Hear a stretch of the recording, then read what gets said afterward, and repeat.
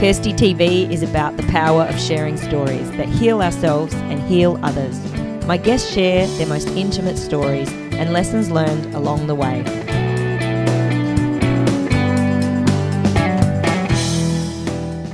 After 4 years of trying to get pregnant, my guest today, Ina Karaya, and her husband went to see an infertility specialist. They went through rounds of IUI and IVF, facing a devastating 6 losses, before finally delivering their little miracle, a beautiful baby girl. So you're pregnant again. Yes, How are you feeling about that? I'm excited yet scared because of the history that I had with the previous miscarriages. Yeah. So, you know, I think it's so, most parents are like, oh, we're so excited, we're having a baby, and I'm like, oh, we're excited. Yeah. But, it takes away that initial joy and ability to just freely feel happy about it. Yeah. Yeah. Let's go back a little bit and talk about those losses. Your first pregnancy, was that one that you miscarried?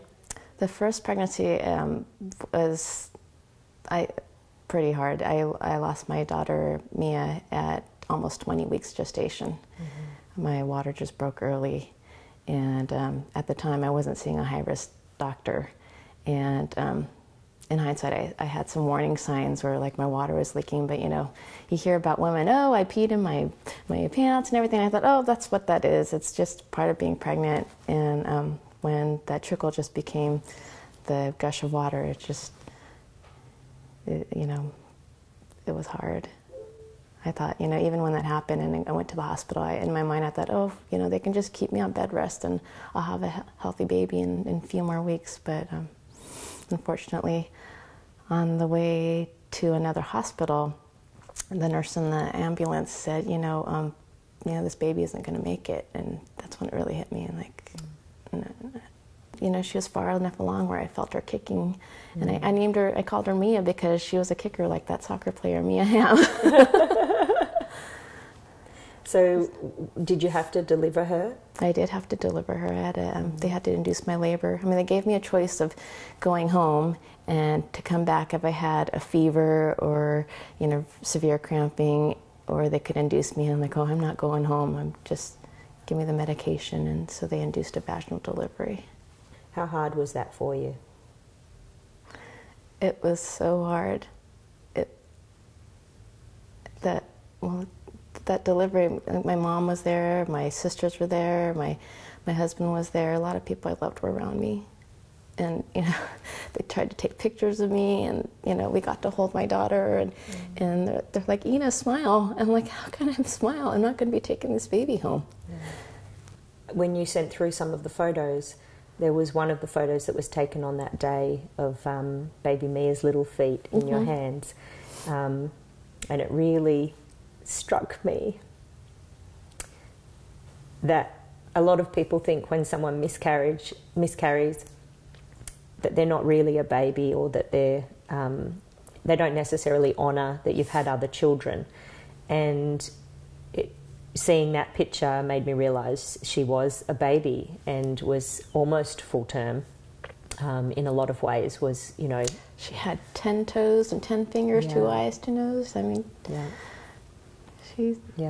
she was a little girl. Yeah, and with my other losses too. I mean, I've had a loss at 6 weeks, and with my third pregnancy with Molly, I actually had a twin that they called the vanishing twin around 6 weeks. Mm-hmm. With the fourth pregnancy, we lost the heartbeat at 7 weeks, and I mean, I think they're all still my children. Yeah, when you sent the initial email to me about your story, that was what really teared me up when you signed it, mother of 6, parenting 1. It just touched my heart. So you think about those other 6 as your beautiful children? They're waiting for me. Well, the one's still here, and the rest are up in heaven waiting for me when my time comes. Yeah. So what do you think is important for other women to know? What do you wish that you'd known before you got pregnant? You know, I do this with my work as a physician. When people usually come to me first, oh, I missed my period. I'm like, congratulations, you're pregnant. And when I first found out I was pregnant, I wasn't really counseled myself, even though, you know, back in your head, that you can lose a pregnancy, but it's such an exciting time. Oh, we're pregnant, we've been trying, you know, and people don't tell you it's like 1 in 5 pregnancies end up in a loss. One of the things that struck me when I received emails from people wanting to share their story of miscarriage and IVF and having issues with pregnancy was people were trying 10, 20 years through multiple losses. Is there a point where you feel like you should stop, that it becomes unhealthy mentally and emotionally to be going through so much loss year after year? It's funny you ask that, because Molly was an IVF baby, and it's a difficult procedure to go through physically, emotionally, financially. And after I had Molly, I said, you know what, I want to try to have a family again, but let's not do IVF because my body can't take it. And then after she turned a year old, I'm like, and we weren't getting pregnant, I'm like, well, maybe we should do one more try at IVF. But then luckily we got pregnant naturally after that. So having a baby meant that much to you that you were willing to try no matter how much grief there was? Because I saw what the benefits were. So I was willing to try again for any price. And before Molly, your daughter, you'd had 4 losses?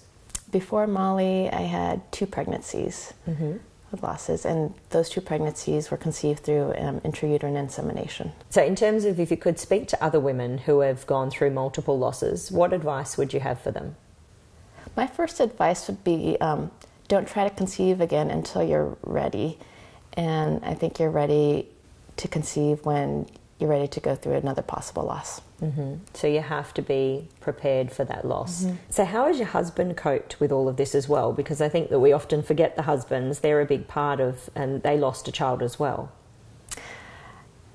He's a very sensitive guy, and he went through grieving with me. He went to the support groups with me. I learned that when parents lose a child, the mother usually goes through most of the grieving first, and once the mother is done with the grieving, the father starts to go through grieving. And you went to support groups, so yes, that we did. Has helped? That really was a huge help in my life. Initially, we went to one support group where it was meet once a month with other parents who went through losses, and we talk about how we lost our children. And initially, it was like, oh, I'm not alone.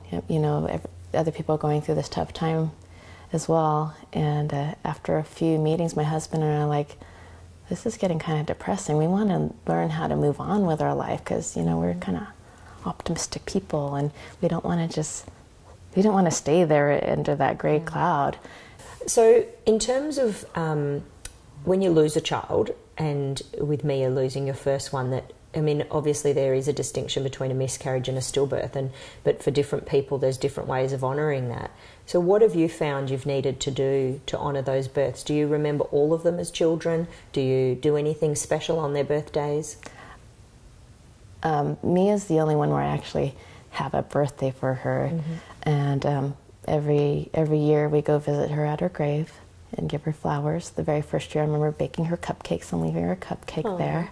So when you're talking with other women now, is there a stigma around having had miscarriages? I think our culture just tries to ignore them. When I first had my loss, I felt so alone until I started to research myself. As you said, there's not a lot of people who warn you before that this is such a real possibility. Yeah, and a lot of people don't share. Even when people ask me, how many children do you have? A lot of times it's just easier for me to say, I have a daughter. Yeah. And I would love to tell them, oh, I've got these other children, but they're in heaven. And a lot of people just get uncomfortable about that. And there's nothing more. I'm sure every parent just wants to honor their children. Yeah. And for me to be able to say Mia's name makes me happy, because there are a lot of times when I can't. Yeah, yeah. And do you feel almost like you're forgetting her if you can't talk about it? I feel like I'm denying her. Oh, yeah. Who have you become because of this experience? I think I've become a better person, a more understanding person, a better mother, a person who appreciates life. Are you stronger? I still have weak spots, but overall I feel I am a stronger person. What has it taught you about grief and loss that you didn't know before? I used to fear death. But now I accept it. It's a part of life. You know, there's a circle of life, being born and growing and then aging and dying. And unfortunately for some people that cycle is a lot shorter.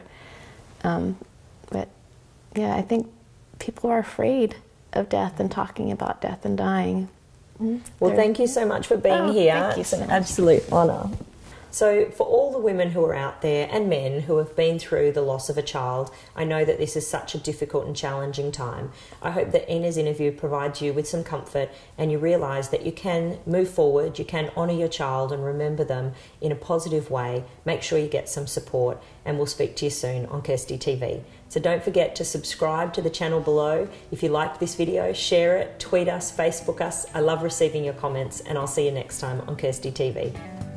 We're more than the sum of our body parts, and that's what women don't get, because society, we're our breasts and our butts and our hair, but then when we lose that, who are we? You're finding that out?